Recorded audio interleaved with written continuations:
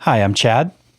And I'm Stephanie, and welcome to the Lawyerist Podcast, one of the ways we help lawyers build healthier firms, better businesses, and more sustainable lives.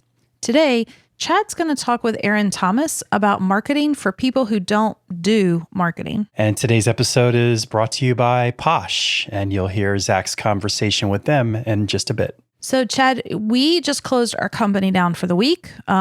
This recording's going to come out in a few weeks, but we were gone the whole week of 4th of July. Everybody got off. We shut the whole place down.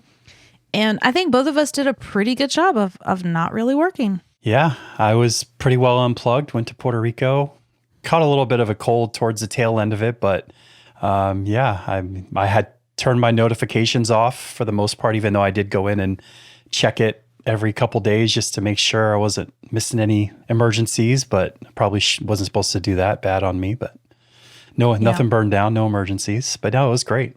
Yeah, same. We actually went on a cruise, so we were kind of out. I mean, we do now, like most places, even the cruise ships have internet. For a long time, it was kind of expensive and hard to get internet on cruises, kind of like airplanes. Now it's available. I did a pretty good job of unchecking. Even my husband was like, "Wow, you're not really working. Like, this is great. You did good." I was like, "Yeah." I mean, we had a small thing that I got done early in the week, and then, but really, for the most part, I was completely also checked out, unplugged. And I don't know about you, but by like Thursday or Friday, I was like, okay, I'm kind of ready. Yeah. I'm ready to go to work. I was bored. Once I started feeling a little bit better, I had really nothing to do. My wife was still working.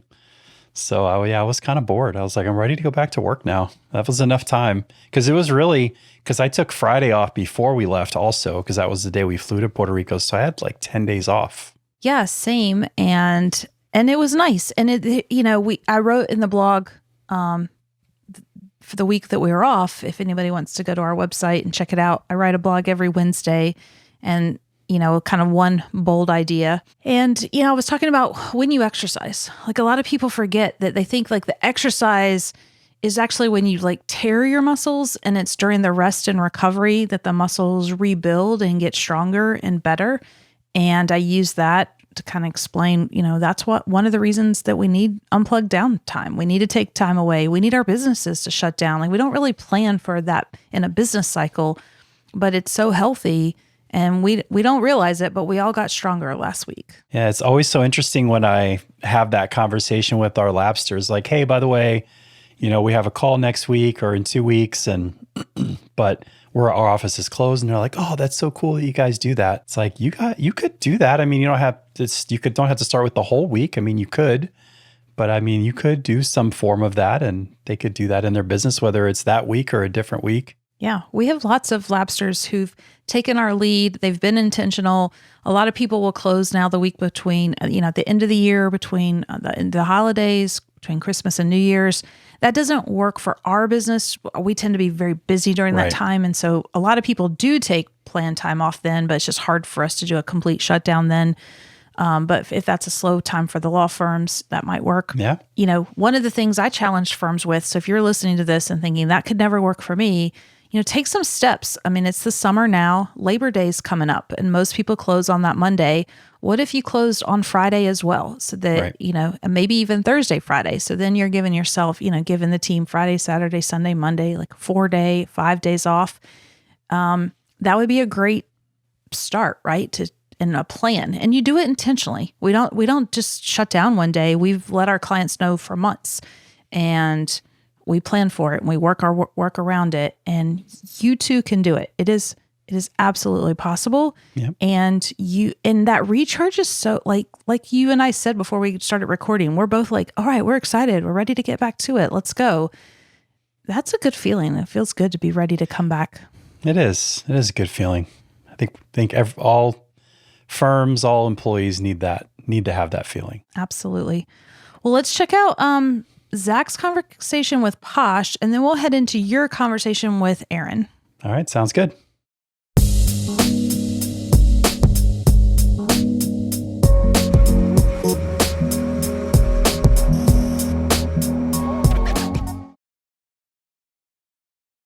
Hey y'all, it's Zach, the legal tech advisor here at Lawyerist, and today I have Nate Stallings with me from Posh Virtual Receptionists, and we are talking, you guessed it, virtual receptionists. Nate, thanks for being with me today. Hey, thanks for having me. So we're talking about something a little bit different, or maybe not obvious when people first start thinking about virtual receptionists and services like that. But virtual receptionist services can really boost your client services, not just getting clients and intake, but repeat clients and how satisfied they are. Talk to me a little bit about that. Yeah, so it's all about referrals at the end of the day. And I think we all have that personal experience where we've referred somebody, and that there's reasons for that and why we do those things. But at the end of the day, that's a great way of bringing about new business or having repeat business, is being able to create a generation of referrals. 4 out of 5 people depend on referrals, according to Clio, when they're searching for new attorneys to work on their case.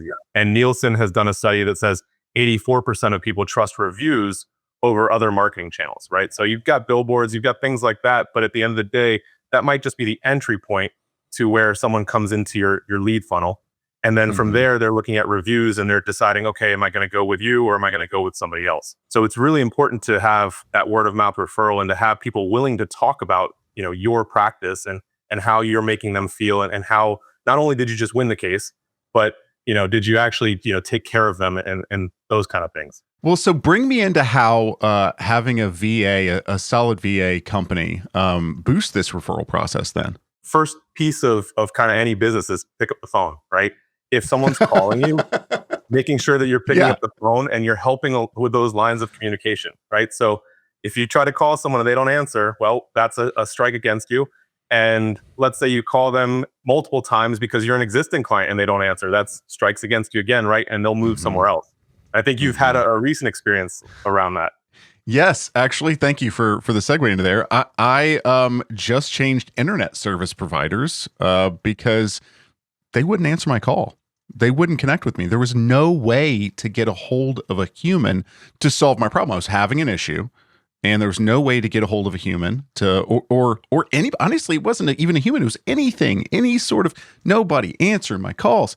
And I think I said to you last time that we talked is that I will give people a significant amount of grace provided their customer service is good. And in this scenario, their customer service was bad, couldn't get a hold of them. And so I just, yanked the ripcord, switched internet service providers in a matter of 2 days because they were irritating in that sense. So yes. Answering the phone is huge. So that's really the first part, right? Because at the end of the day, we're busy in our professions. We're doing the things that we want to do or that we're good at. Answering the phone isn't necessarily something that we want to do, but it's necessary. Right. Necessary to continue that flow of business. So the first part is having the virtual receptionist answer the call to make sure that it's not missed. And that doesn't have to be answering every call. It could be only the ones that you're not able to get to, but that's the first piece. And then the second piece is obviously going that step further and helping with being empathetic and understanding why they're calling, what they're calling about, not just, yep, okay, got it, slamming them in for the next one, and they're just another number, right out of the ticket puller. So, you want to have that extra bit of empathy and provide a level of customer experience. So those two things together really help elevate the referrals. And if we go back to just referrals in general, like you said, you give people more grace.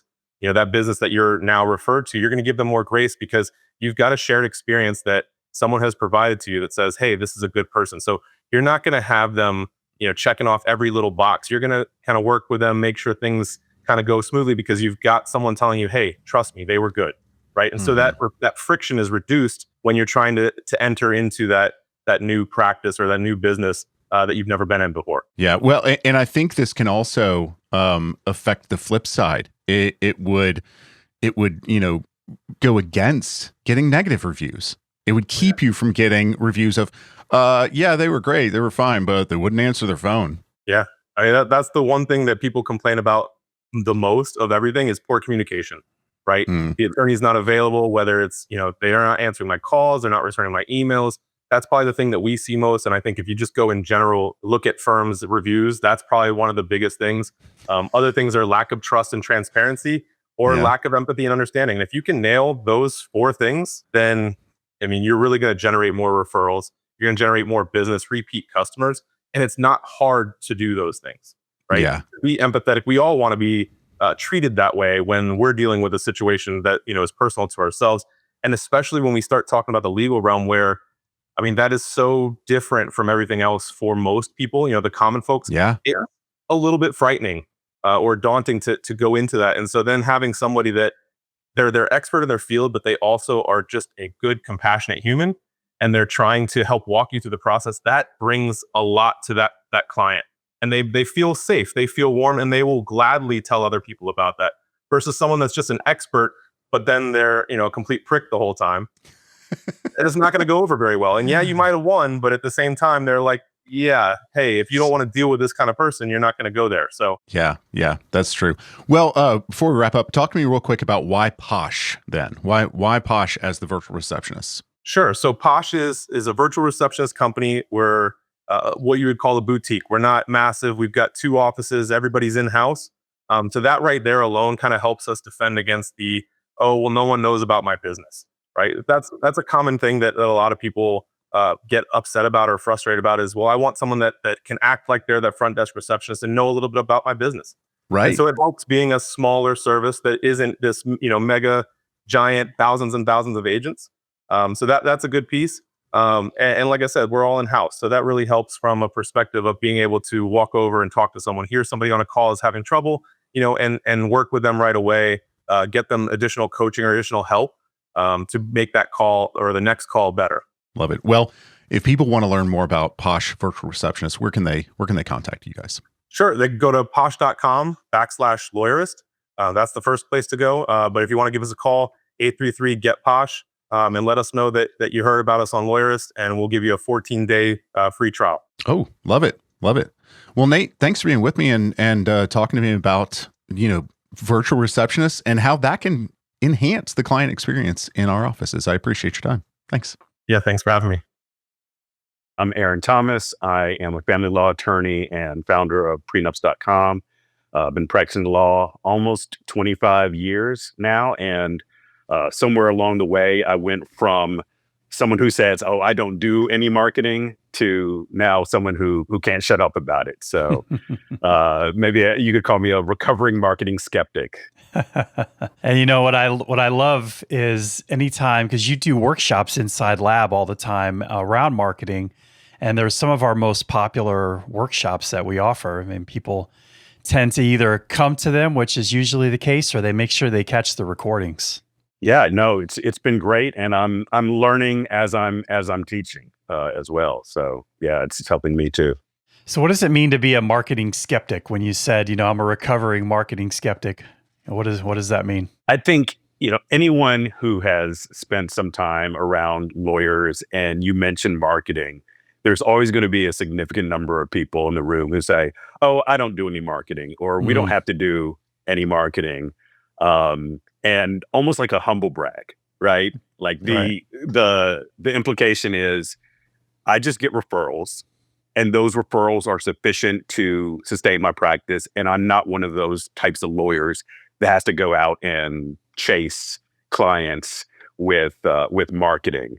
And my first response to that would be, one, you are doing marketing. You're doing what we would call a referral marketing. Right. And you're probably doing it passively. You're waiting for people to send you cases. Maybe you go to networking events, or you're part of a bar section or organization in your town, but you're not actually, are you checking in with your referral sources on a regular basis? Are you checking with your clients on, a regular cadence? Can you even name who your top 5 referral sources were for the past year? So, I would tell most people, you are doing marketing. You're not above marketing. Maybe it just looks a little bit different than, what you imagine marketing to be. Yeah, it's interesting because what you just described is what we would call a nurture campaign, right? So even though you're not doing traditional marketing and you're not sending out nurturing emails, you are nurturing those referrals all the same, right? It's the same, but it's different. Yeah, if you're bringing in clients, you're doing some type of marketing. You're nurturing the referral sources, or you're maybe naturally staying in touch with the people that send you cases. Maybe you send them cases as well. That is absolutely a form of marketing. So when you say, I heard you say that oftentimes you hear lawyers will say, "Oh, I don't do any marketing, or I don't have to do any marketing." What are they missing there? If they're only doing referral marketing or only focused on referrals, what might they be missing? I think one thing that I would say is there are people out there who are likely a perfect fit for your firm. They need your services. They want someone that practices law the way that you do, and you're not serving them because they don't know you exist. Even for lawyers who say, I'm happy with the size of my practice. I have a good enough practice. I'm not trying to hire any additional lawyers. I would say, what's wrong with more of the right type of clients? If you have a roster of clients, there are absolutely some who you gel with, you jibe with, you love working for them. Maybe the type of work you do for them is very interesting. And if you get more of those types of clients and maybe refer out some of the types of clients that are not a perfect fit for you or don't energize you with the type of case, what's wrong with being able to do that? And an effective marketing campaign can help you do that. It doesn't have to be advertising. I think that was the other big thing that I used to think of myself when I first heard about lawyers marketing. I'd say, "Oh, well, I don't run any ads." And sometimes we'll equate advertising to marketing. Right. And I would suggest that advertising, like paid advertising, should be way down the list of things. If you're just starting a marketing program, it should be way down the list of things that you consider. There's a dozen other things that you could probably do before you get to the level where you are paying for advertising in the traditional sense. Yeah, because advertising, oftentimes the majority of those leads coming in are not going to be great. And so you have to have a team and be able to field those leads and sift through them and find the good ones. And so, it's definitely not where you should start, especially when you're just getting going, right? Or still semi early in your marketing journey. If you're speaking to a law firm about marketing with intention, where should they start? Where is the best place to start? They're already doing referrals, but now they want to dip their toe into some of these other areas. Where do they start? I would recommend that law firms start with the people that are closest to them and then kind of slowly work your way outward. So there are people that already like, know, and trust you. And that's going to be your former clients and your active referral sources. So starting with a way to stay in touch with them. That could be in the form of a newsletter. Typically, I would recommend at least monthly. But if not, you can start with a quarterly newsletter, and it doesn't have to be a fancy design. In fact, a lot of designs can get caught by spam filters more often than not. It can literally just be text in an email, something that you write to tell people, "Hey, I'm still around. I'm still in business. These are the types of cases that I'm doing. Here's the scope. Here's the things that I take. Here are the types of cases that I don't take." And just let people know what you're up to and remind them that you're around and you're still practicing law.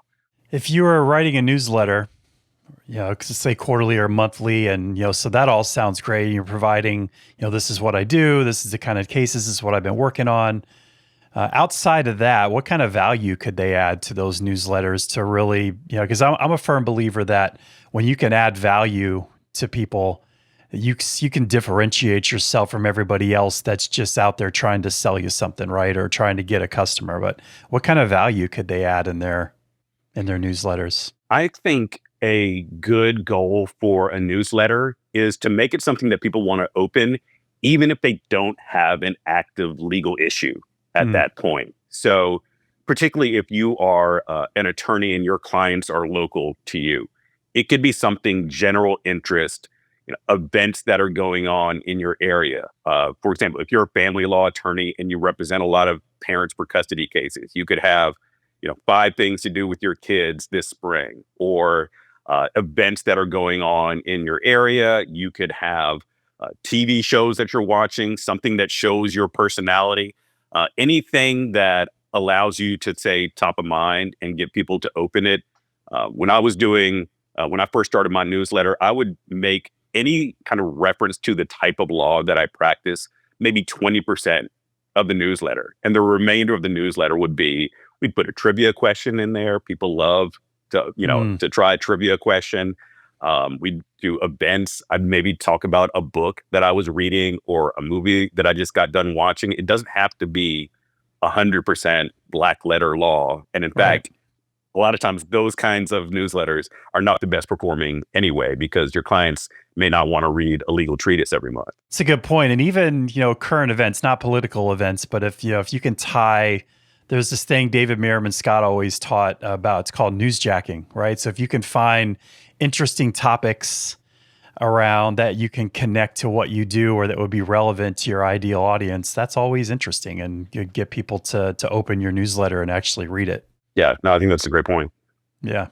Good. So what are some, firms want to stay visible. They're they don't want to feel salesy or want it to feel forced. What are some realistic ways that they can do that? There are other ways to move out into the marketing world that don't require being super salesy. Networking, after you hit your kind of initial orbit of people who are close to you, very close to you, you can network, and I use that in quotation marks for people listening to this on audio, with other people in your profession by finding ways that you can be helpful to them, or setting up some kind of back and forth referral network. If, a lot of times you are in an area of law where there's someone adjacent, or there's an area of law that's adjacent to you. Right. Maybe some of your clients or even your friends or your community, they always come to you and they ask you, can you help me with this type of legal issue? And it's something that you don't do. You can be intentional about finding someone that does that type of law. So for example, I practice family law, and a lot of times I assume everyone knows what family law means. No, they probably don't know where it begins and ends. A lot of people will come to me and ask, can you do my will? Can you prepare a trust? I don't do that type of work, but I can establish relationships with lawyers who do specialize in that type of work. And the idea is, you send someone enough business, people like reciprocity, they're likely going to want to send something back your way. And they may be the type of attorney where you did my trust, you did my will, you're helping me with family issues. What about a custody situation? Can you advise me on child support? And now that attorney has an opportunity to send something back your way. So you've never sold anything, you've never pressured anybody, you never maybe even directly asked for referrals, although I think there's nothing wrong with that either, but just setting up ways to be helpful to other people's businesses. And often they're going to want to do the same thing back for you. Right.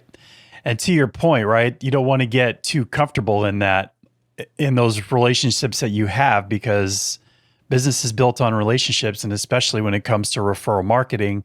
And so you always want to be constantly sourcing new people. It's like building a bench, right? It's like a sports team. One of your star players gets hurt or makes a new relationship and they start sending business to somebody else. You want to make sure you have referral sources on the bench that you can pull from and be able to keep your business humming.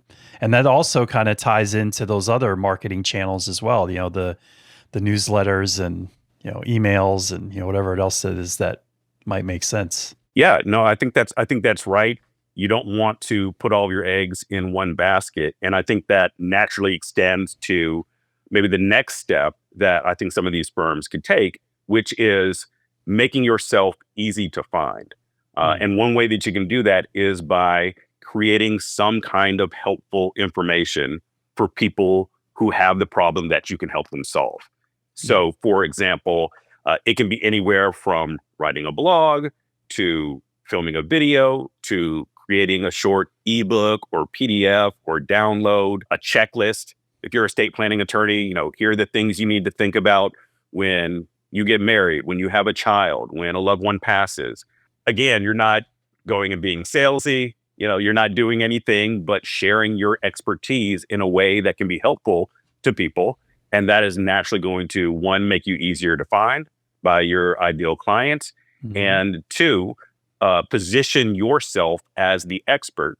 So when someone reads your ebook, they read your content, they say, oh, this person knows how to solve this problem.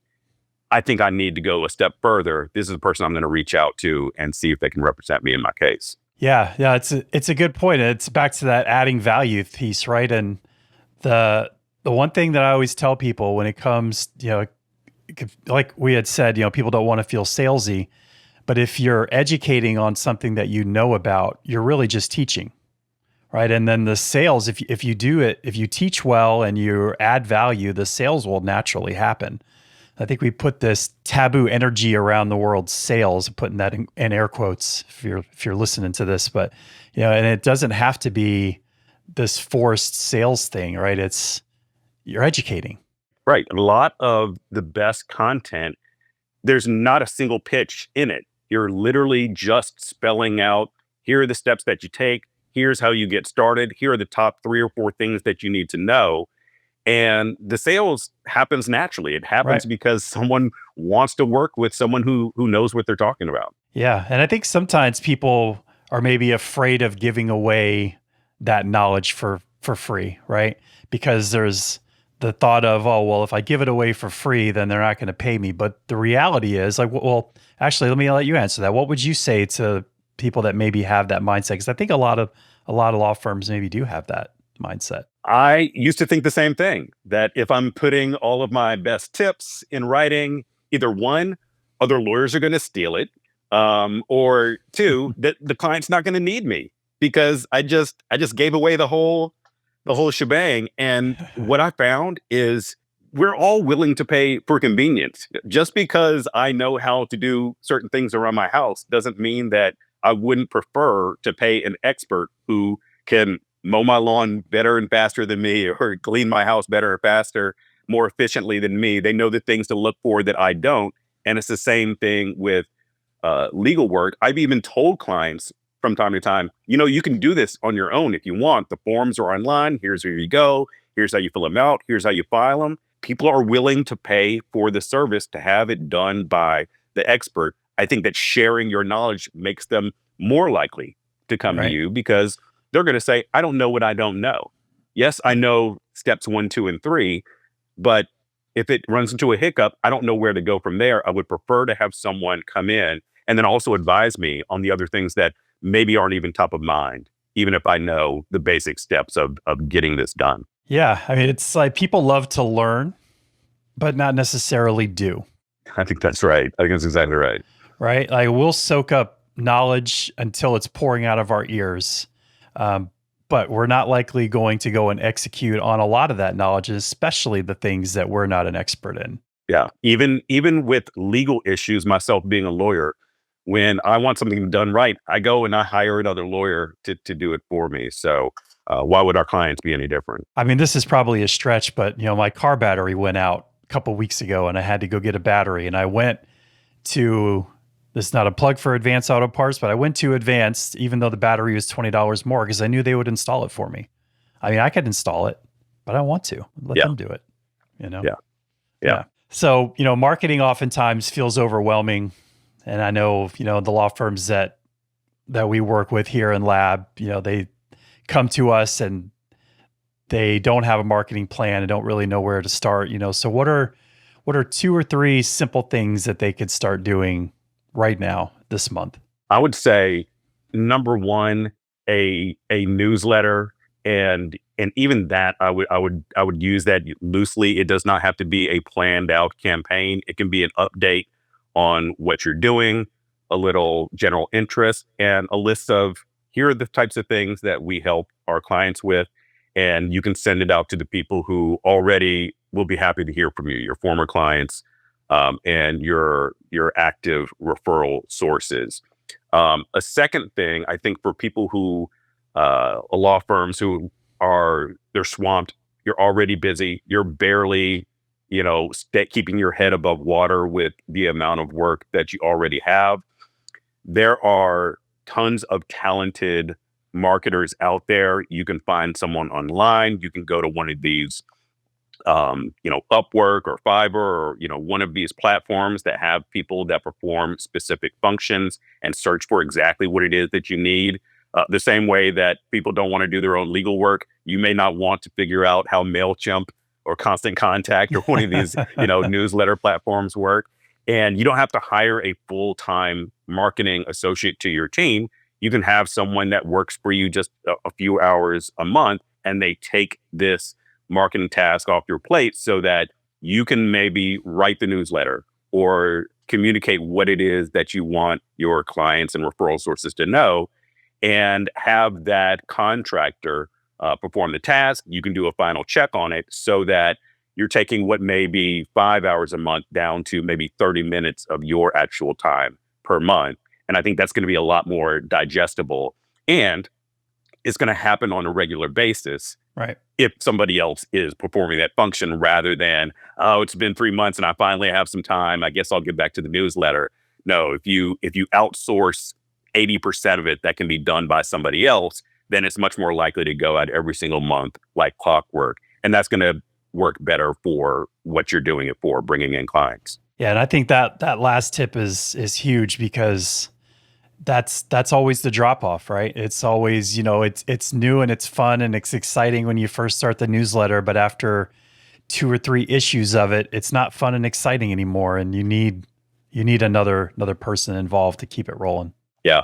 One little anecdote that I'll share is when I was first trying to really grow my family law practice over a decade ago, I had a coach that came in and helped me. And one of the pieces of advice that they gave me was to hire someone to do marketing. I couldn't afford someone to just do marketing for my firm. But I hired someone where they were going to do some admin, help answer the phone, some other things that I needed help with. And they were going to do marketing as part of my job. And I was so terrified about not being able to afford their salary.